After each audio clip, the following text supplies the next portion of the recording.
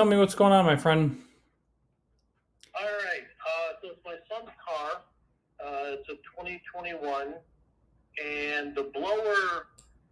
Well, he called me one day and said the air conditioner isn't working, and it turns out the blower motor is not going. Okay. So if he drives with the circulation off, then you can feel cold air come out from the just ambient air pushing the air conditioner through, and you can hear the AC kick on, but the blower is not blowing. But it was kind of intermittent. So a day later, he's like, "Oh, it's working again," and then a day later, it stopped working, and then working again. So we finally took it in, and the mechanic, when he took out the fuse bank in the engine compartment, you know which one I'm referring to? Yeah. Yep. Yeah, so he took that out and saw that on the fuse pin for the blower motor, it was burnt or carbon deposits, and the connector inside the plastic assembly, that it sits in, Mm-hmm. was melted a little bit, and he says that assembly needs to be replaced. Okay. So he couldn't get an assembly from his source, his vendor, because I guess Hyundai has it on back order with no date given. Mm-hmm. But I found one aftermarket, hoping I could just flip a few connectors and the whole thing gets clipped in. But Right. when I got the box, it looked pretty intense.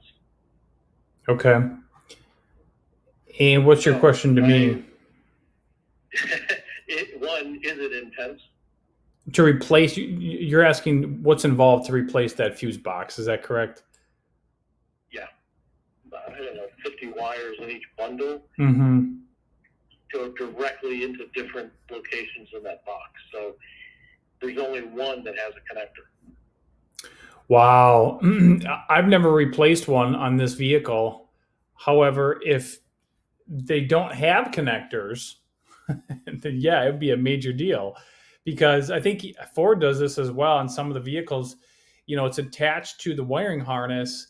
So either I think the whole harness has got to be replaced on some of them, or you got to cut and splice each wire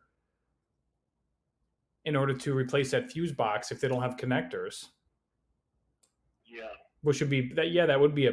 I don't have a labor time here on my end, unfortunately, but yeah, that'd be very labor intensive. I don't know why they would do that. That's so silly. Yeah, it is kind of silly. It's at least 3 weeks of work. Yeah, it's a lot. In my opinion. And getting your hand in there is the other problem. Right. Yeah. So my backup approach is I can take that assembly in half. I can take the top part of it at least up about 5 inches. Mm-hmm. And I can see there's 2 green wires that go into that connector. Well, one green wire goes into the burnt connector and the other one goes into the not burnt connector. I'm wondering if I just create some type of makeshift inline fuse. Mm-hmm. Well, if you shouldn't have to add a fuse. I don't think you'd have to add a fuse. I mean, I could be wrong. I'm not an engineer, but the fuses should already be in place. If there's a bad section of wire or a bad part of the fuse box, if you could just either run a separate wire to bypass the bad section of either the fuse box or the wiring, then I would just do that. Yeah, I think the problem is the connector might have some carbon deposit on it, which I can't clean because it's too small. Yeah. And since it's in a fuse bank, I can't really I can't put anything extra in there. Right. Okay. So I'm wondering, before I do that, I want to make sure of two things. I guess, is it just 12 volts going through that fuse? Yes, sir. Yep. So I can test one end of it. No, I can't even do that because the whole fuse bank has to be in there. The car won't start if I take that fuse bank out, will it? No, I don't think so. Any idea how I can test to see if there's 12 volts going into that thing? The whole fuse box or just a particular circuit? That particular fuse for the blower. Well, yeah, you can use a voltmeter. You can check for power. Absolutely. Yep. No, I mean it's in a it's in a fuse bank, right? That whole cartridge. So I can't get a voltmeter in there without taking the whole thing out, which I don't think the car would start. Right. Well, then no, I don't think you can. I mean, because you'd have to get some sort of either a test light or a voltmeter in there to check for power, right? Right. So what about this? Does the power go from there to the blower motor relay? Well, the blower motor relay is actually part of. It's in that fuse box. Yeah. So. But go ahead. I'm wondering if I somehow test the voltage going to the blower motor relay, if it's missing any voltage, does that mean the fuse is doesn't complete the circuit? You know, does the fuse happen before the relay? Oh, I gotcha. Yeah. Your question to me is the fuse before or after the blower motor relay? Is that correct? Yeah. Okay. Correct. So the blower 40 amp fuse is before the blower motor relay. Okay. So if the blower motor relay does not have power, I can assume the fuse is a problem. It could be, yeah, or it could be something inside the fuse box. Yeah, that is correct. One or the other. Yeah, right. And can I just apply 12 volts to the blower motor itself directly and have that work?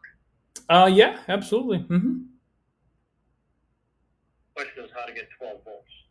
You know what? Actually, now I'm looking at this diagram, I can send you this diagram, but it appears to be that the blower motor relay, when the contacts inside this relay close and the relay activates, it sends power not only to the blower motor, but it also sends power through. There's a 10 amp AC fuse in the same fuse box and under the hood, and then that fuse goes over to your AC control module. Now, it might simply just be a signal into the AC control module that it's, in other words, it doesn't need this power supply to power up. It might just be a signal telling this AC control module that, hey, the blower motor relay is activated. So you could try, I guess to answer your question, you could try to supply power to the blower motor. It looks like it's going to be a green wire. It's going to be the power supply wire from the relay, and then see if that blower motor works. Well, yeah, okay, so I can take the whole blower motor over to the fuse box. Oh, I can't get to the green. I can't expose the green wire though. Where's the 10 amp fuse for the other blower? It's just labeled AC2. What does the EC stand for? AC for air conditioning. Oh, AC2. Oh, AC2. Mm-hmm.